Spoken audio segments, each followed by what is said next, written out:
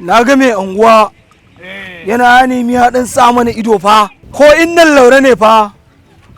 to zan bi ta kanta fa to gaskiya fa mai unguwa ya fara shiga mun hanci da cikin garin nan fa ka tura mu kawai mu je mu mai aiki kai fa matsala na da kai fa shaye-shayen ka fa duk da muna dan taba amma ba mu kai ka ba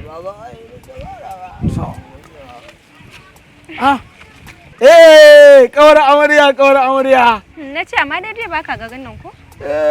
kin san zaman gari ai sai mata mu maza muna dawa dan durin wa ya to da labari ne to ina bartawa ai ko tana gida lafiya dai ko ya soyayya ta lafiya wannan kai yasa ina yinki kina yi na to ya aka yi ne lafiya lau ina zuwa wallahi sani gida ne to yayi kyau amma kin san wani abu idan kika ba za a ci amana ta to in fa sani hannunki biyu zai koma daya amma kai ka san ainihin gidanka ne to gaskiya ne kin san wani abu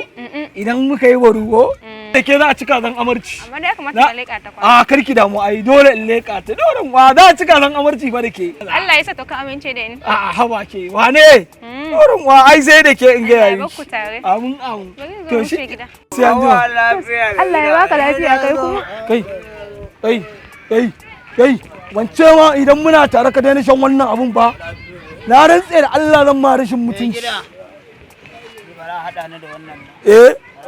to ka bari idan nayi baru da abu na ga gane go ka zakar karawo kai kun san me nake so da ku mu shiga cikin gari mana